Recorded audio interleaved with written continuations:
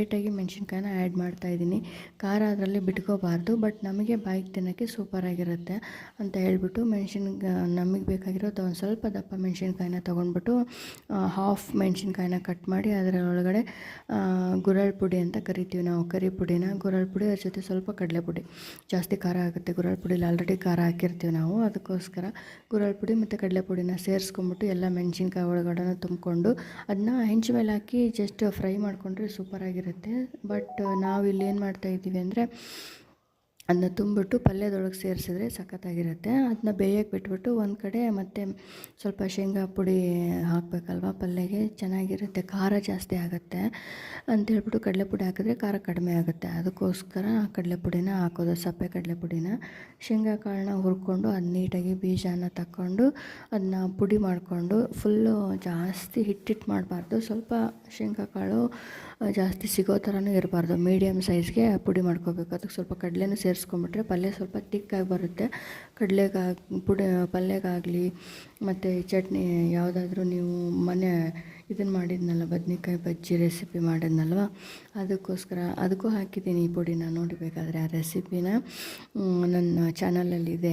So ಅದಕ್ಕೂ ಹಾಕಿದ್ದೀನಿ ಈ ಪುಡಿನ. ಎಲ್ಲ ಥರದ ಪಲ್ಯಗೂ ನೀವು ಈ ಪುಡಿನ ಯೂಸ್ ಮಾಡ್ಕೊಬೋದು. ಮತ್ತು ಮೂಲಂಗಿ ರೆಸಿಪಿ ಹಾಕಿದ್ದೀನಿ, ಮೂಲಂಗಿ ಪಲ್ಯದ, ಅದಕ್ಕೂ ಕೂಡ ಈ ಪುಡಿನ ನೀವು ಯೂಸ್ ಮಾಡ್ಕೊಬೋದು, ಸೂಪರಾಗಿರುತ್ತೆ. ಮತ್ತು ಸ್ನ್ಯಾಕ್ಸ್ಗೆ ಅಂತ ಮಂಡಕ್ಕಿ ಮಾಡಿದ್ನಲ್ವ, ಗರಿ ಗರಿ ಮಂಡಕ್ಕಿ ರೆಸಿಪಿ ಇದೆ, ಅದಕ್ಕೂ ಈ ಪುಡಿನ ಯೂಸ್ ಮಾಡ್ಕೋಬೋದು. ಸೊ ಅದಕ್ಕೋಸ್ಕರ ಸ್ವಲ್ಪ ಜಾಸ್ತಿನೇ ಪುಡಿ ಮಾಡಿಟ್ಕೊಂಡ್ರು ಚಿಂತೆ ಇಲ್ಲ.